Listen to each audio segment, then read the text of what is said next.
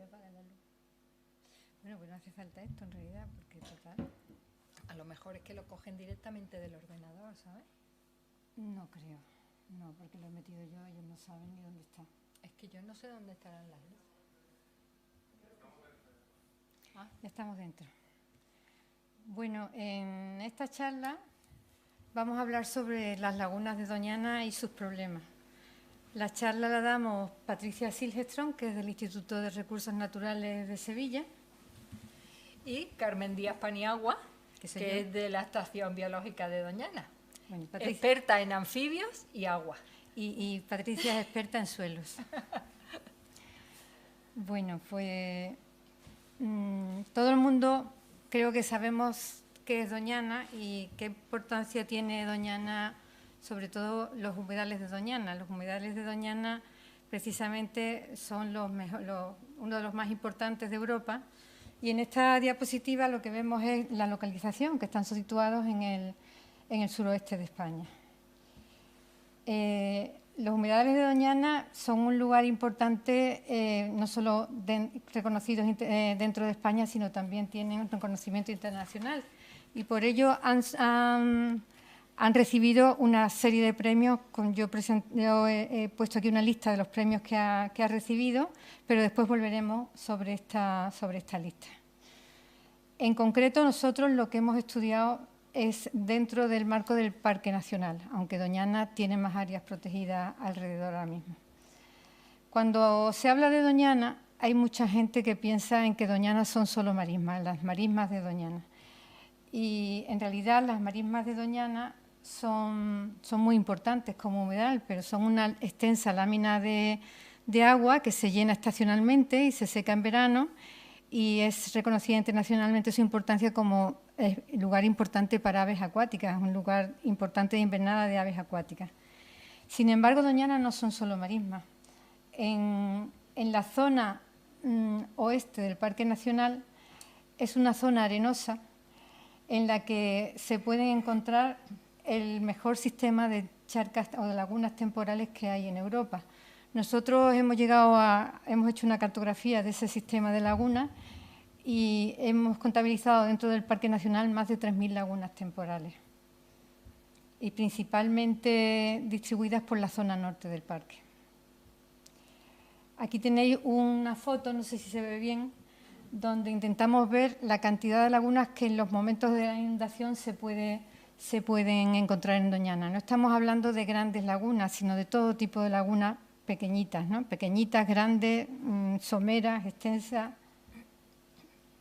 Ay, que no sé cómo. En el sistema de lagunas de Doñana hay muy pocas lagunas permanentes. Se suelen citar 2, 3, en la actualidad solamente queda una que podamos llamar permanente, que es la laguna Santa Laya, que es esta que veis aquí en el centro. No sé si se ve el cursor. No se ve. Bueno, pues lo digo así entonces. Bueno, la que se ve en el centro.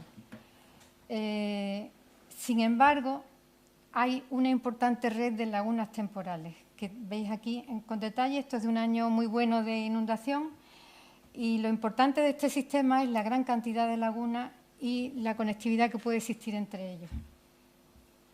Es importante saber lo que es una laguna temporal, porque siempre cuando se habla de laguna la gente piensa en grandes cuerpos de agua, pero una laguna temporal simplemente se caracteriza porque se secan alguna vez, recurrentemente. Normalmente en Doñana las lagunas se secan durante el verano.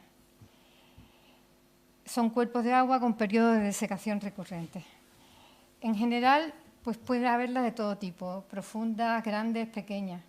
Y lo que tienen estas lagunas es que durante mucho tiempo han sido menospreciadas, porque muchas veces ni se ven, pues porque se secan en verano y se les ha dado poca importancia. Y por eso en la mayor parte de Europa se han ido perdiendo, se han ido desecando, transformando. Y, sin embargo, en Doñana mantenemos un sistema que es único.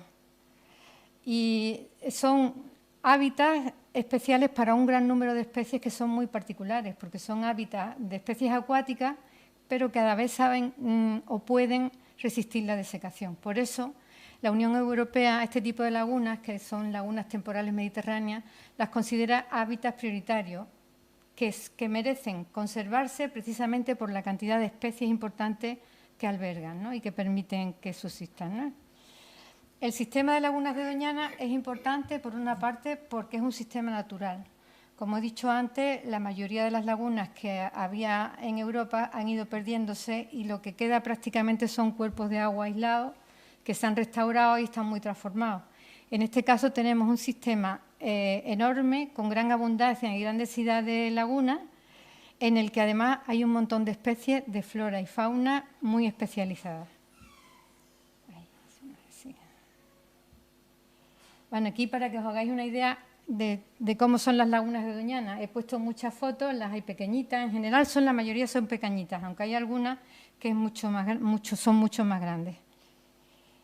Bueno, son hábitats importantes para la conservación de determinadas especies de flora y fauna, por una parte porque son raras, porque son acuáticas, pero tienen siempre una fase seca que pueden resistir. En este tipo de medios temporales no suele haber grandes depredadores, por lo que son refugio de un montón de especies que en medios permanentes no serían capaces de subsistir. Por ejemplo, los anfibios en las lagunas permanentes se los suelen comer los peces. En estas no hay peces, con lo cual es un lugar óptimo de reproducción para la fauna de anfibios. Antes de pasar a hablar de las amenazas, que es para lo que estamos aquí, vamos a intentar un poco decir lo que nos encontramos en ellas, ¿no? En cuanto a la vegetación acuática, nosotros hemos contabilizado más de 200 especies. Muchas de ellas son especies con un alto valor de conservación, pues hay muchas especies que son el último punto de su área de distribución o especies que están protegidas porque solamente queda un punto. En concreto, todas estas especies que veis en esta foto tienen algún grado de protección o están en listas rojas de amenazas. El zooplancton son los pequeños crustáceos casi invisibles que hay en el agua y en el caso de las lagunas de Doñana es especialmente importante porque encontramos tantas especies que el número total de especies de zooplancton, que son 54 especies que hemos visto, vienen a ser más de la mitad del total de especies que se encuentran en España, lo que nos indica lo ricas y diversas que son en este grupo, ¿no? Además, dentro de este grupo tan diminuto nos encontramos también especies que están incluidas en listas rojas de amenazas, como es, por ejemplo, el pequeño... No sé si esto funciona. No. El pequeño crustáceo que hay abajo del todo, que es el Dusartius beticus, que está también amenazado. En el grupo de los macroinvertebrados hemos encontrado más de 120 taxones, incluyendo tanto especies como también géneros o familias que no hemos llegado a identificar como especies. Ahí tenéis una representación de los grupos que hay, pero también en este grupo encontramos especies importantes por ser raras. Por ejemplo, especies que tienen una distribución muy restringida y en Doñana las encontramos. Y también en el grupo de las de abajo veis que son especies que, siendo en otros sitios de España raras y muy difíciles de encontrar, en Doñana, sin embargo, la encontramos en multitud de lagunas, ¿no? Entre los macroinvertebrados, a mí me gusta resaltar a los odonatos, que son las libélulas, porque es un grupo que se considera muy buen indicador del estado de conservación de las lagunas, porque en estas especies que normalmente vemos volando, tienen una fase obligada acuática, que es la fase larvaria, que en algunas especies necesita 2 o más años de fase acuática para completar el ciclo reproductivo. Si en un sitio no tenemos lagunas de determinada temporalidad, nos vamos a encontrar con que esas especies no pueden estar. En Doñana, este grupo es precisamente el grupo con mayor número de especies amenazadas. Hace unos años se encontraban, estas 8 especies que pongo aquí, están incluidas en listas rojas y se han encontrado en Doñana, pero en los últimos años solo encontramos a las 2 que he puesto en rojo. En el caso de los anfibios es un caso también muy importante porque los anfibios son los vertebrados más amenazados del planeta ahora mismo y precisamente su principal amenaza es la pérdida de hábitat. En nuestras zonas templadas son las lagunas temporales precisamente sus principales hábitats de reproducción, Los anfibios lo que requieren son este tipo de lagunas para pasar su fase larvaria, porque muchas especies en la fase adulta son terrestres y lo que consiguen en estas lagunas es que no se los coma nadie. O sea, son capaces de tener éxitos reproductivos porque en este tipo de lagunas no hay grandes predadores como los peces y consiguen tener esos éxitos reproductivos. La gran cantidad de lagunas temporales que hay en Doñana hace que sean muchas especies las que consigan esos hábitats favorables y por eso Doñana y su gran abundancia de lagunas lo damos nosotros como un ejemplo de conservación para mantener en buen estado de conservación una comunidad de anfibios. Aquí algún ejemplo de los anfibios. En Eurodelos hay 3 especies. En este caso tenéis fotos del tritón pigmeo, arriba en su fase adulta, a la izquierda en su fase adulta y el de abajo a la derecha es una larva. Y después tenemos, he puesto 7, pero son 8 especies de anuros, en la que aquí aparece principalmente el sapo de espuela. Además, también tenemos reptiles acuáticos. Las 2 especies de Galápagos, el europeo y el leproso. Y también hay que resaltar que las mejores poblaciones de España en estas 2 son especies que están incluidas además en libros rojos de amenaza y las mejores poblaciones se han citado en Doñana. Y también es abundante la culebra de agua, que es la que veis abajo del todo. Bueno, esto es un poco describiendo un poco lo que nos podemos encontrar en estas charcas temporales, que son, le llamamos laguna, pero hay mucha gente que le llama charcas. Lo que es importante también, lo que pasamos ahora a describir es cómo funciona. Que vamos a explicar cómo es su dinámica de inundación y Patricia después va a contar cómo son las características del suelo que permite que se produzca, que se mantenga este sistema de lagunas. Lo primero que hay que comprender con las lagunas de Doñana es que el agua no viene del cielo, no viene de arriba, sino que el agua viene de abajo. Doñana es un sitio muy arenoso, con un suelo, con un sustrato arenoso muy permeable, que cuando llueve hace que toda la lluvia se infiltre, ¿no? Y debajo existe un gran acuífero, que después explicará Patricia con mayor detalle. Cuando llueve, normalmente las lagunas están secas en verano, pero cuando llueve, las lluvias recargan ese acuífero y hace que los niveles freáticos vayan elevándose. Cuando el nivel freático llega a la superficie del terreno, empiezan a inundarse las lagunas y se mantienen inundadas hasta que después avanzan las estaciones y en verano ya se van secando por la evaporación. Por tanto, lo que es importante es conservar en buen estado el acuífero. Si los niveles del acuífero son más bajos de la cuenta, las lagunas tendría que llover muchísimo para que se inundaran. Entonces, la conservación del sistema de lagunas depende básicamente del estado de conservación del acuífero. En general, se vienen a llenar casi todas a la vez, porque el momento de llenado coincide con el momento en que ocurren las principales lluvias. Empieza a llover y cuando se acumula una cantidad de lluvia determinada, los niveles de acuífero se suben y aproximadamente casi todas se llenan a la vez. Sin embargo, unas se secan, dependiendo de dónde estén localizadas, unas se secan antes que otras. De manera que nosotros podemos clasificarlas en función de cuánto duran a lo largo o más bien cuándo se secan. Independientemente de cuándo se llenan, unas se secan antes, que llamamos de hidroperiodo corto. Hidroperiodo significa periodo de inundación. Otras se secan pues al principio del verano, que son las que llamamos hidroperiodo intermedio, y otras que suelen estar o que tienen descargas o que están más bajitas, esas pueden en años muy lluviosos incluso permanecer todo el verano o si no secarse al final del verano. Pero en el clima mediterráneo en el que nos encontramos, aquí veis una gráfica de la variación de las lluvias que caen anualmente, en este caso desde el ciclo del 78-79 hasta el 2010. Como veis, existe una enorme variabilidad de un año a otro. Entonces, lo que nos encontramos es que cada año las lagunas se pueden llenar en un momento diferente y van a tener una duración diferente. Por eso aquí, en la parte de abajo, hemos querido representar lo que es el periodo de inundación de una misma laguna en distintos años. La que indica la flecha correspondería a años muy lluviosos y que lloviera muy temprano en otoño, y veríamos que pueden durar 9 o 10 meses.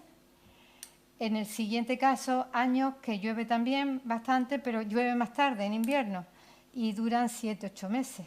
La misma laguna, si te viene un año seco y empieza a llover, pues ya a final del invierno puede durar 4 meses. Y si viene un año muy seco, o bien no se llenan, o bien pueden durar 1 o 3 meses. ¿Qué es lo que pasa? Que como las especies que viven en ella tienen que alojar sus ciclos de vida o sus ciclos reproductivos en ella, dependiendo de cuándo llueva, esa laguna va a ser óptima para unas especies y no para otras. O sea, esa variabilidad interanual da también una variabilidad a la composición de especies que hay dentro de ella. Bueno, después seguimos hablando de esto y ahora Patricia nos va a empezar a explicar por qué estudiar el suelo. ¿Quieres que te las pase? ¿Te las paso o te las pasas? Sí, bueno, no, pero de momento esta está bien. Yo os quería explicar qué es un suelo. Un suelo realmente no es la tierra así que pisamos y que se nos pegan los zapatos.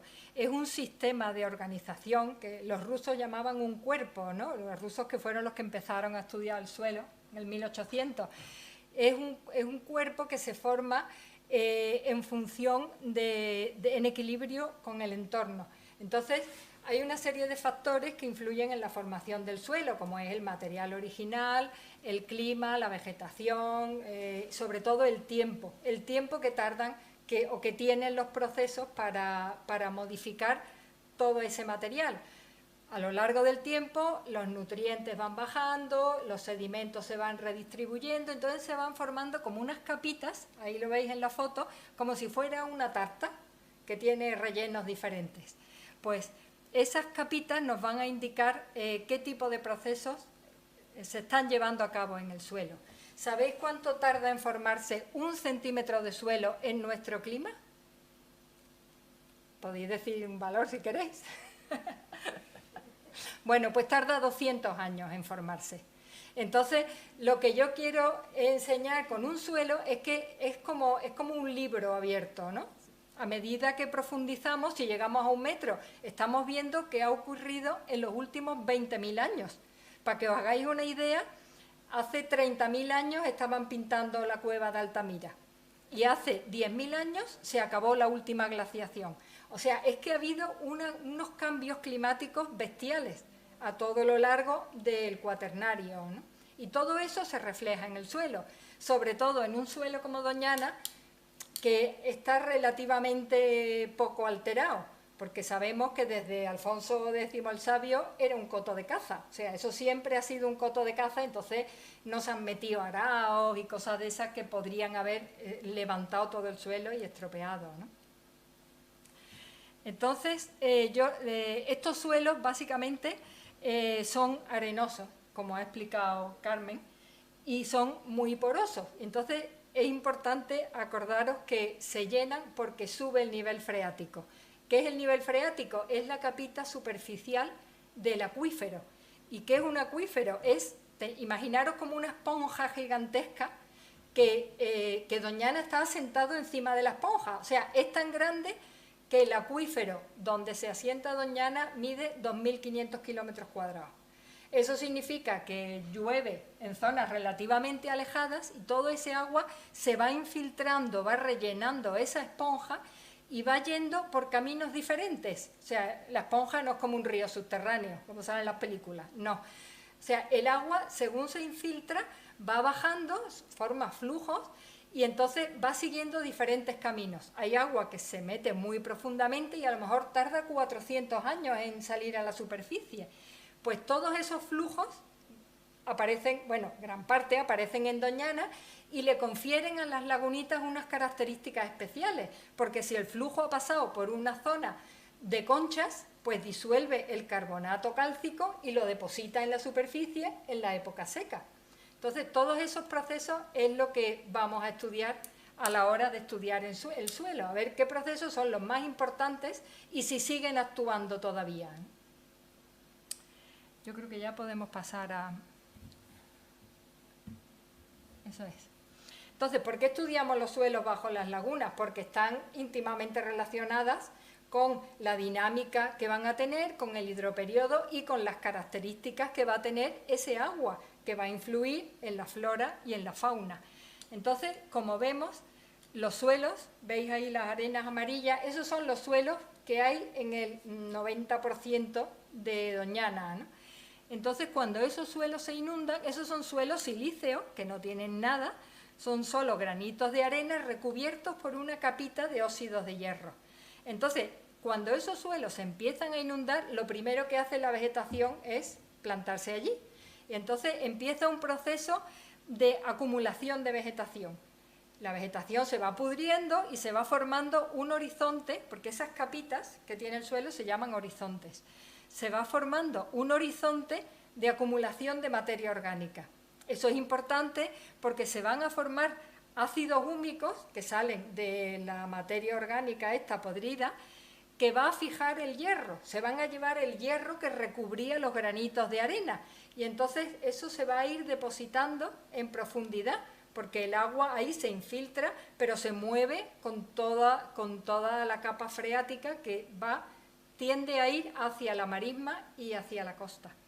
Entonces, los suelos que tienen la mayor parte de las lagunas son esos que vemos en medio, que tienen arriba su poquito de vegetación y de materia orgánica y que tienen el hierro movilizado. El hierro lo van a movilizar en profundidad. Entonces, esos son los tres procesos fundamentales con los que va a evolucionar el suelo en Doñana, que son la hidromorfía, que es como le afecta la humedad y el agua al suelo, acumulación de materia orgánica y la tercera, movilización del hierro. Eso es. Sí.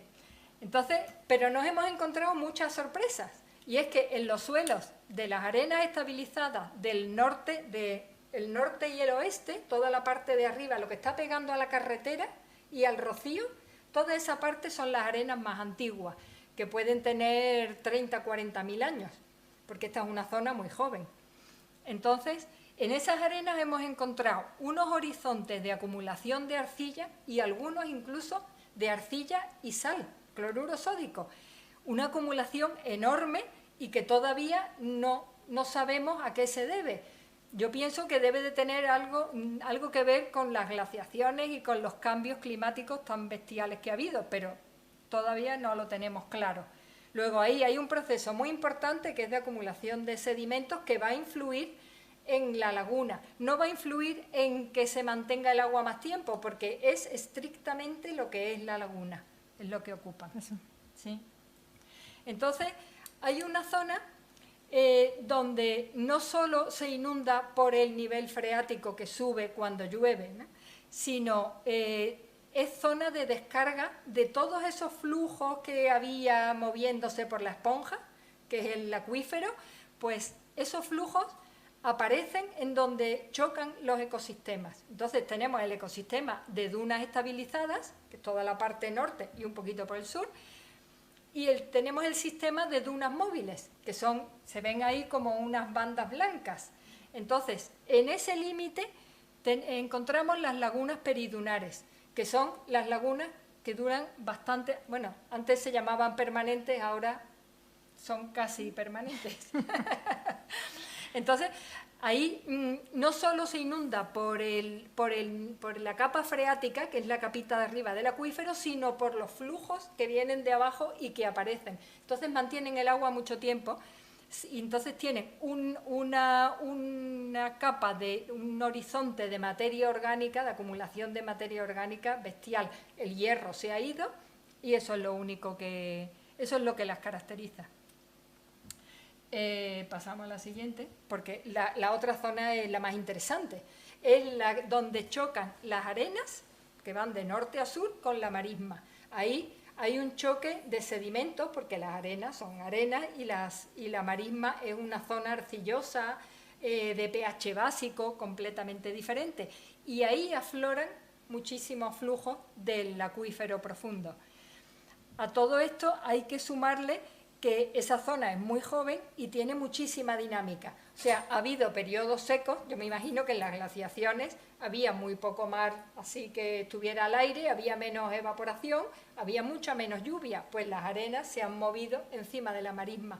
Ha habido épocas muy lluviosas, pues entonces las arcillas se han movido por encima de las arenas. Entonces, en los suelos encontramos unas interdigitaciones que hacen que los suelos sean lagunas muy someras, pero muy extensas y mantengan el agua bastante tiempo. Y después, en la zona de las arenas, encontramos que todo ese hierro que se movilizaba de las arenas amarillas descarga ahí, pero como cambia el pH, cambian los sedimentos, el hierro precipita. Y entonces se forman como unas perlas preciosas, así como llenas de pinchos, que son de hierro y manganeso. Y esas concreciones, que se llaman concreciones, se pueden unir en ocasiones y forman una costra, que se ve allí en el extremo derecho, cementada, que puede ser hasta 20 centímetros de grosor, puede tener un grosor tremendo, y que aparece, bueno, que realmente es un suelo típico de zonas tropicales, pero que aparece ahí. O sea que tenemos suerte de poder ver unos suelos que no han sido tocados, ni arados, ni tratados, y que han podido evolucionar a lo largo, pues, desde 20.000 años o 30.000 años. Entonces, lo importante de los suelos de esas lagunitas es que nos quedemos con la idea que se llenan por el nivel freático, siempre que el nivel freático tenga agua. Claro que ese es el problema, ¿no? O sea, el nivel freático que depende del acuífero, ¿no? Le paso la palabra a Carmen. Bueno, pues pasamos, después de explicar un poco lo que encontramos en las lagunas, pasamos a hablar de lo que últimamente nos tiene bastante preocupados, que son las amenazas que tiene este magnífico sistema de lagunas. La pregunta del inicio es: ¿se están secando las lagunas? En general, en las últimas décadas hemos dicho que dependen sobre todo del estado de conservación del acuífero. Y en las últimas décadas, pues desde los años 80, Doñana está sufriendo amplias transformaciones en los alrededores del parque. Y en concreto están sufriendo graves daños a las aguas subterráneas. Hay muchas actividades que están causando un descenso de los niveles de las aguas subterráneas. Bueno, aquí he puesto una foto. Por una parte están el intenso desarrollo de regadíos que hay en la zona norte de Doñana, y por otra parte van a ser las urbanizaciones y zonas urbanas que toman el agua para abastecer a la población del acuífero, ¿no?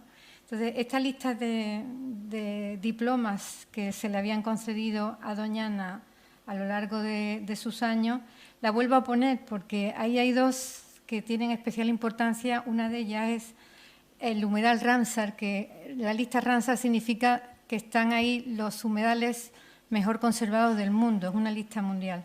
Y Doñana entró en esa lista en el año 82, pero en el año 90 la sacaron casi de la lista, todavía está en la lista, pero entró en una segunda lista, que es una lista negra, que se llama la lista de Montreux, en la que están humedales seriamente amenazados y que corren peligro de desaparecer.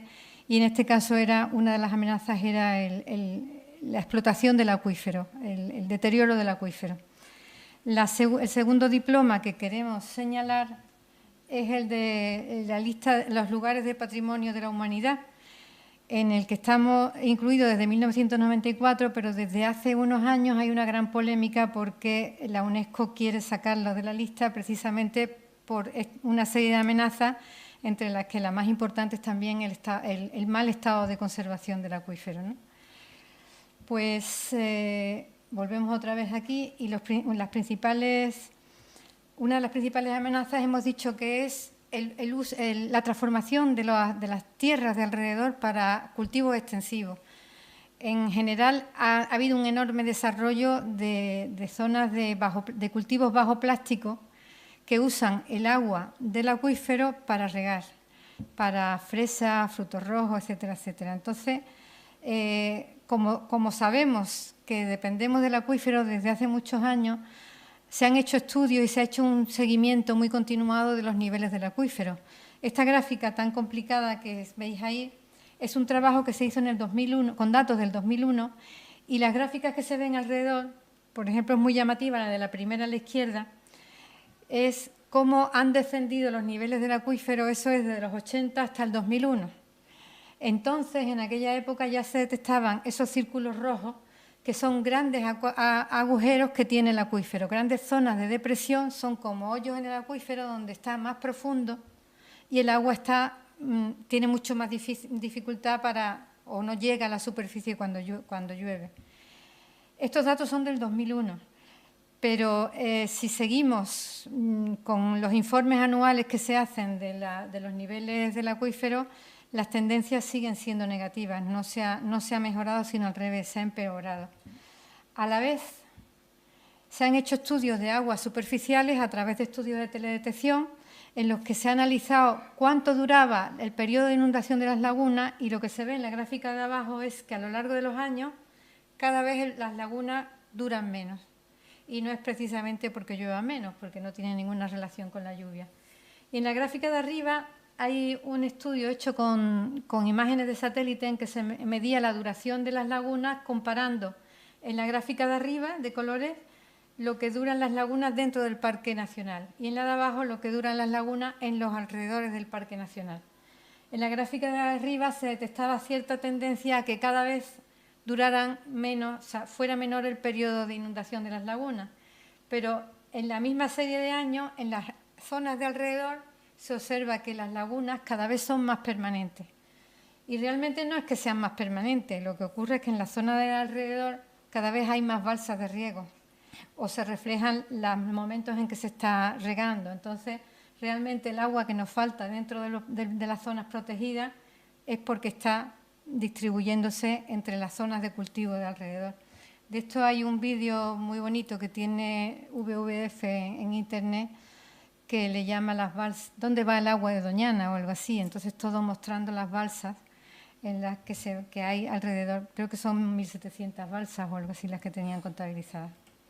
Bueno, ahí tenéis una foto de cómo se han transformado los alrededores. Eso es la zona norte de Doñana. Los descensos que tiene el acuífero en estas zonas del norte son tan grandes que hace un par de años se ha llegado a declarar las masas de agua que están situadas las masas del acuífero que están situadas en esa zona norte, se han declarado como acuífero en riesgo. Eso es importante porque ya hay un reconocimiento de que el problema existe. Ahora lo que nos toca es poner remedio, porque también hay que decir que todas estas cosas se saben desde hace mucho tiempo y hasta ahora no se había hecho nada por remediarlo. El otro gran problema que tiene Doñana es las extracciones del acuífero que se hacen para el abastecimiento de poblaciones próximas. Por ejemplo, está en El Rocío, está Mazagón, está Matalascañas. En concreto, la urbanización de Matalascañas es un problema muy serio porque está situada muy próxima a las grandes lagunas de Doñana. Ahí tenéis una foto en la parte de arriba, que es del 77, Matalascañas empezó a construirse. Bueno, Matalascañas, imagino que lo sabéis, es una urbanización que está al lado del Coto de Doñana. Empezó a construirse a principios de los 70, al final, el 69, el 70.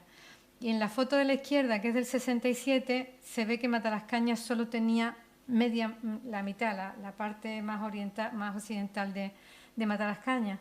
A partir de los 90 empezó a tener un desarrollo tremendo y esa foto, que es del 2011, pero es prácticamente igual que la actual, ya vemos que todo el área, toda la superficie está cubierta de casas. Incluso en la zona central hay un campo de golf.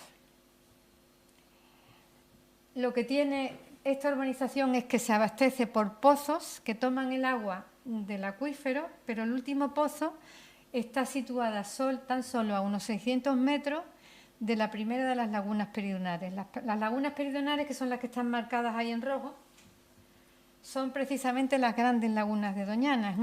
Es una cadena de lagunas que son las de mayor duración. Incluso ahí está situada, me voy a levantar y lo voy a marcar. Esta es la única laguna realmente que queda ahora permanente en Doñana. Aquí están otras grandes lagunas que se pueden secar en verano, pero aguantan mucho tiempo, son más profundas e incluso cuando llueve mucho, aquello no llega a ser un río porque no corre el agua, pero en algún momento hay una conexión física entre ellas y acaban llevando el agua a la marisma, ¿no? Entonces, como vamos a ver, especialmente desde que se empezó a construir Matalascañas se han ido secando poco a poco las lagunas más próximas a ellas. La primera laguna, bueno, aquí tenéis las lagunas con mayor detalle. Matalascañas está situada a la izquierda. Las que he puesto con el nombre en negro son lagunas estacionales. Son de larga duración, pero normalmente a final del verano se secan. Y las que he puesto en rojo son las que se consideraban permanentes, de la cual la del centro, que es Santa Olalla, es la única laguna que actualmente podemos considerar permanente. Que las lagunas meridionales están afectadas por los bombeos de Matalascañas es algo que ya está reconocido. Y desde 1988, que se hizo el primer informe sobre el estado del parque, ya se denunció el peligro que corrían si los bombeos para abastecer a Matalascañas se mantenían ahí. Vinieron una serie de comisiones de expertos y esa fue una de las conclusiones. Se han hecho después un montón de artículos, informes y demás, pero hasta ahora no se ha hecho absolutamente nada por remediarlo. De hecho, en la declaración del acuífero en riesgo, la zona de las lagunas ni siquiera se considera en mal estado. Por eso nosotros lo que intentamos es evidenciar que a pesar de que no se ha llegado a catalogar como un área en mal estado, realmente a nivel de aguas superficiales sí que está en mal estado.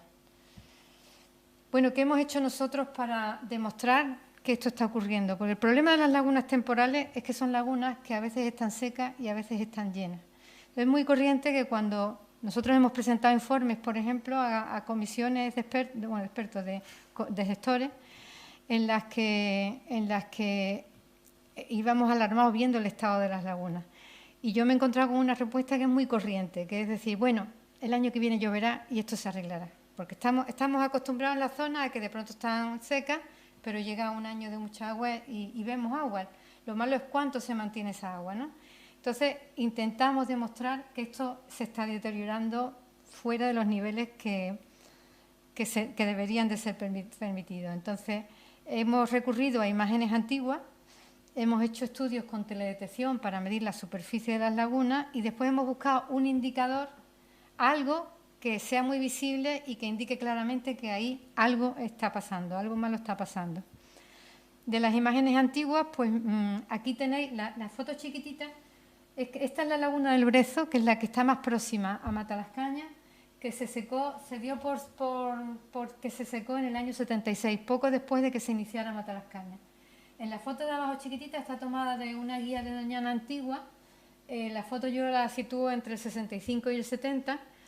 Y como veis, la laguna ahora mismo es un pinar con matorral, no tiene absolutamente nada de agua. Esta fue la primera que se secó. Esta es la siguiente laguna en el sistema de lagunas meridionales. Tenemos una foto ahí del 57 de un fotógrafo que venía entonces en las expediciones de Doñana. La foto es muy bonita, se ven las dimensiones de la laguna. Está en un corral de dunas, rodeada de pinos. Esta foto, que a Patricia no le gusta, a mí me parece muy indicativa porque se ve la lámina de agua y a mí por lo menos me dice las grandes dimensiones que tenía la laguna hacia los años 60, 65 por ahí. Esta foto, que está tomada de un vídeo del año 70 y la de abajo de la misma guía que vimos antes, es la laguna en su fase seca, que es la parte de abajo, que está tomada en septiembre. Se ve la cubeta de la laguna, que se ha secado en verano, pero está completamente libre de vegetación, como algo que se inunda gran parte del año. Y la de arriba en su fase inundada en el año 70. Pues este es el estado que tiene la laguna. Esto era en el 2015 y en el de abajo el 2011, que fue uno de los años más lluviosos que hemos tenido últimamente. En el del 2011, que debería estar llena del todo, lo único que hay es un charquillo de agua que duró muy poco tiempo. Y este es el estado actual. Actualmente lo que tiene es matorral, prácticamente el matorral, y por la parte de atrás ya se ha desarrollado un bosquete de pino con bastantes dimensiones. Esta laguna es muy triste. La laguna del Zaillo es la siguiente que está sufriendo serios procesos de inundación. La foto de arriba a la izquierda es también de la época seca, en el año 74, del libro del año 74. También se ve la laguna sin nada de vegetación terrestre, todo lo que es el fondo ya seco a final del verano. La foto siguiente, que es del 2013, ya se ve que ahí los suelos no son como eran cuando se inundaba, sino que ya tenemos juncales y pastizales. En la de abajo la tenemos en plena primavera, en el 2016, y no tenía agua. Y para que tengáis una buena visión, esto es en un buen año. En un buen año la laguna debería de ser así. Sin embargo, ahora mismo las dimensiones que coge son muy temporales. Esta es la laguna del Taraje, que después vamos a ver con más detalle. Veis en la foto de abajo, que es del libro del 67, con una gran lámina de agua y algún escaso arbusto de Taraje en el borde. Justo en la de arriba a la izquierda se ven los suelos de la laguna completamente sin vegetación. Pues recientemente ya la laguna lo que tiene son juncales, pastizales y se está desarrollando un gran bosquete de Taraje. Esta la veremos después con más detalle. La laguna de Sorpetón es de las que estaban consideradas como permanentes, es de las que yo había puesto en rojito en la lista de lagunas. Arriba tenéis la laguna en su fase inundada, se sigue inundando y coge esas dimensiones, pero lo que la diferencia de los periodos anteriores es que ahora se seca todos los años, o sea que de considerarla permanente ahora nada, ahora ya es una laguna temporal como cualquier otra. Algo parecido le está pasando a la laguna Dulce, que también es de las permanentes. La foto de arriba es en su fase inundada, pero en la foto de abajo, que es del 2012, veis el estado al que llega en verano. Este año, por ejemplo, tiene una situación parecida a la que está en la foto de abajo. Esa foto es del 2012.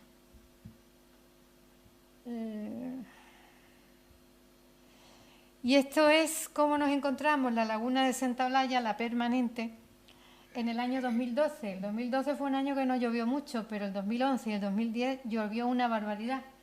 Y sin embargo en el 2012 nos la encontramos en ese estado. Y eso fue lo que nos alarmó y nos hizo empezar a pensar que había que demostrar que aquí estaba pasando algo.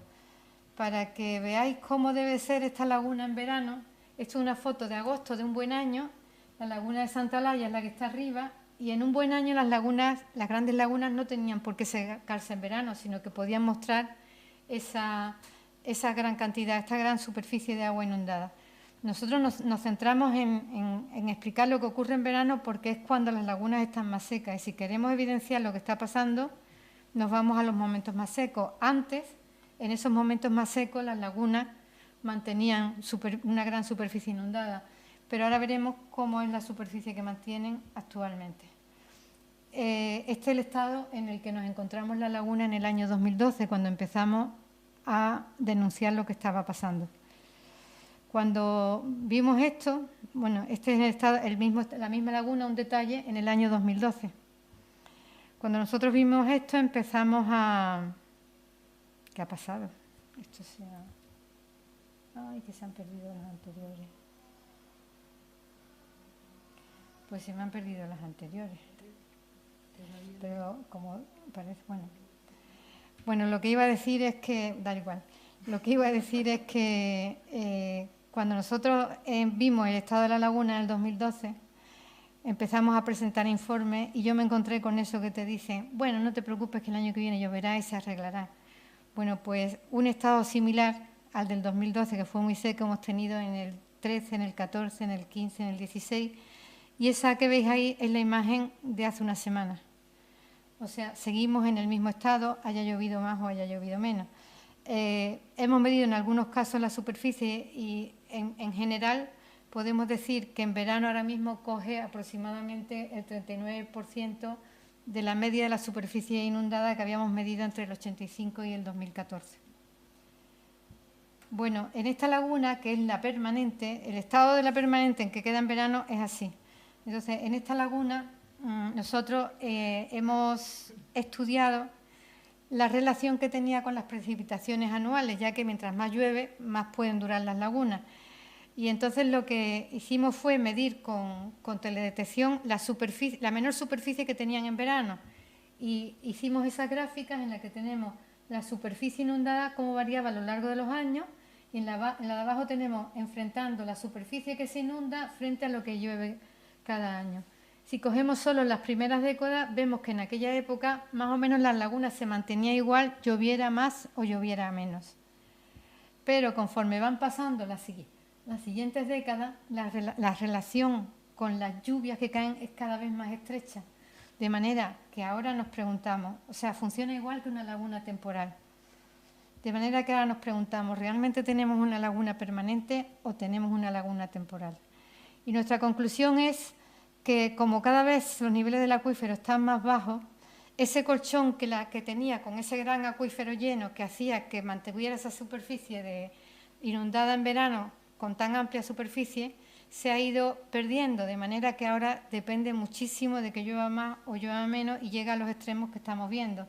Con lo cual, directamente nosotros decimos que esta laguna, hombre, sigue siendo permanente porque todavía mantiene algo de agua en verano, pero que se está temporalizando. Bueno, y lo otro que hemos hecho es coger las ortofotos, que son imágenes que existen de todo el globo y que se ven verticalmente, que hay de muchas series de años. Desde los años 80 hay muchas ortofotos, entonces nosotros sobre las ortofotos hemos podido medir las capas de vegetación que había sobre las lagunas. Nosotros lo que hemos visto es que una manera de evidenciar que las lagunas tienen problemas es ver que las cubetas que antes eran libres de vegetación terrestre, poco a poco se van llenando de vegetación terrestre. Un caso muy claro es lo que ha ocurrido en la laguna del Taraje, que como dije antes era una gran lámina de agua muy bonita y solo había una línea de tarajes muy bonitos en el borde. Ahí tenéis la foto de cómo era antes. Si veis las imágenes estas, que son de distintas ortofotos, veis que antes de los años 80, solo hay tarajes en esta línea. Pero a partir del 2001, a partir del 2000, empezamos a ver cómo la línea de tarajes se va penetrando dentro de la cubeta de la laguna. Conforme van transcurriendo los años, vemos que esa primera línea que se metía va siendo cada vez más estrecha y en el 2013 ya lo que tenemos es que los tarajes dejan solo un pequeño círculo central, que es la parte que mantiene más inundación.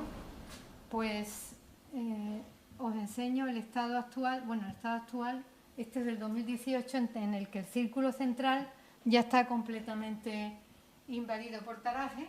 Esta es la zona central, aquí estaban creciendo los tarajes en el 2018, ahora ya están grandes. Entonces, eso es una manera de demostrar que esto ya está dejando de ser una laguna. Cuando yo la cubeta de una laguna me la encuentro llena de vegetación, no tengo más remedio que admitir que la laguna se está perdiendo. Pero todavía el taraje es una especie que es de borde de laguna, pero es que no solamente hay tarajes. Encontramos, bueno, estas son las distintas capas de vegetación, os lo he contado ya antes, pero ahí veis las distintas capas de vegetación y lo que se ve en estas gráficas es, la gráfica de arriba es el incremento de la vegetación, el verde son los tarajes y la línea roja de la gráfica de abajo lo que enseña es que conforme ha ido aumentando el taraje, ha ido disminuyendo la superficie de aguas libres hasta quedar casi completamente nula actualmente.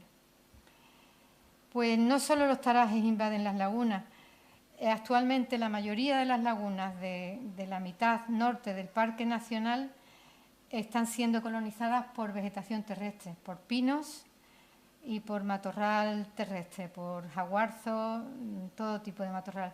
Ese es otro ejemplo, una gran laguna, que es la laguna del Pajarillo. La foto de arriba es del 2007, se ve lo grande que era la laguna.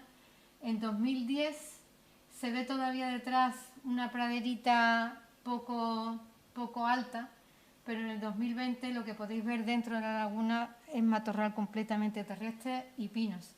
Esa laguna está completamente perdida.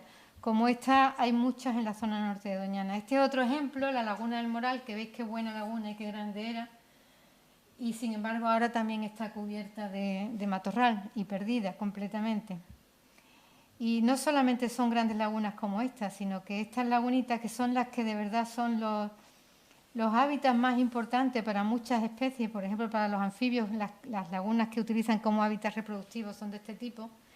Esta laguna la hemos estudiado durante muchos años Esa foto en los años 80 era una laguna sin vegetación terrestre, todo el suelo era desnudo además.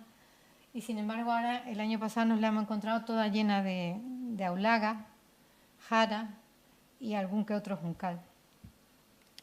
Entonces la pregunta que nos hacíamos antes, ¿se están secando las lagunas de Doñana? Pues la respuesta está ahí. En general, con las tendencias actuales podemos decir no solo que se están secando, sino que un gran número de lagunas están ya invadidas por pinos, matorral, etcétera, etcétera. En general, hay un deterioro generalizado de todo el sistema, que lo que está pasando es que si antes teníamos un gran gradiente desde lagunas que duraban muy poco a lagunas que duraban mucho, ahora lo que se han perdido son las de mayor duración. Seguimos teniendo un sistema de lagunas, pero ya no tenemos la diversidad de lagunas y precisamente eso afecta a las especies que estamos albergando. Se han perdido las lagunas de mayor duración y se van a acabar de perder de todo las especies que solo son capaces de completar sus ciclos de vida en las lagunas de largo hidroperiodo, en las que veis, por ejemplo, algunos sapos que tienen periodos larvarios largos. Los galápagos son propios de lagunas de largo hidroperiodo. Algunas especies de vegetación acuática y la mayoría de estas son especies protegidas. Todo este tipo de especies prácticamente ahora las encontramos solo en lagunas que se mantienen artificialmente, que hay pequeñas lagunitas en Doñana que se han excavado o las ha excavado la gente tiempo para que mantengan agua el verano, le llaman zacallones. Y después pongo ahí a las libélulas porque habíamos dicho que eran buenos indicadores y las grandes libélulas son propias de lagunas de largo hidroperiodo y como ejemplo puedo decir que en Doñana se han citado 42 especies de libélulas y en la actualidad, en los últimos años, nosotros que censamos todos los meses, solo contabilizamos entre 18 y 25. O sea, verdaderamente la pérdida de especies está indicando un deterioro del sistema. Esto es un resumen que creo que como acabo de contar todo voy a pasar. Y bueno, y los agradecimientos a todas las personas que han colaborado con nosotros. Y ya está, si queréis hacer una pregunta, somos poquitos, pero espero que no os hayáis quedado muy tristes.